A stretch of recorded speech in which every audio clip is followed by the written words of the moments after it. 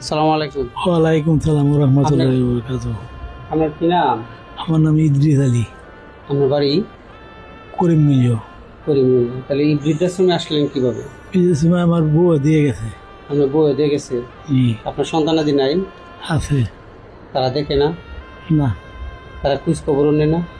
না, আপনার সন্তানাদিকে আপনি লালিত পালিত করছেন না? করছি, তারা এখন দেখে না? না, এখন দেখে না।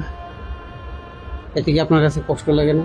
কষ্ট লাগে, অনেক কষ্ট লাগে, তাদের কথা মনে পড়ে?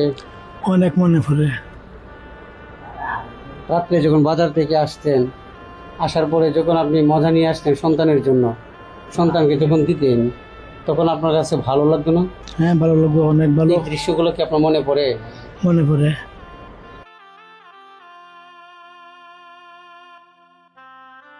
এই ঈদের মাঝে কি তারা খোঁজ খবর নিচ্ছে? না, কেউ খোঁজ খবর নিচ্ছে না? না, আপনার কয় ছেলে, এক ছেলে, কয় মেয়ে? এক মেয়ে। এক ছেলে এক মেয়ে। পরিবার কি আছে? আছে, তারা সবাই সুখী আছে না? শুয়ে আছে। শুধু আপনি একলাই আছেন বৃদ্ধাশ্রমে? জি,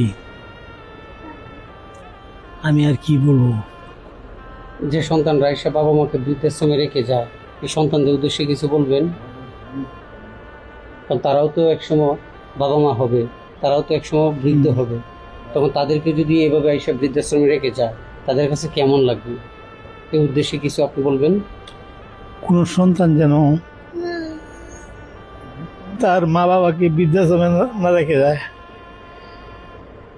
কারণ বৃদ্ধাশ্রমে এখানে খাওয়া দাওয়া সবই হয়, কিন্তু কত কষ্ট,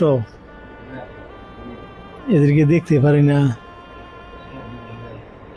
মানে পরিবারের জন্য কষ্ট লাগে। কষ্ট লাগে। যে শুধু পেট ভরে খাইলেই হইল না, হুম। কিন্তু পরিবারের যে পাশে নাই, এটি হইল বুক বুক ভরা কষ্ট। এই হলো অনেক কষ্ট। এই কষ্ট যাতে পৃথিবীতে আর কারো না ভাগ্যে জুটে। হ হ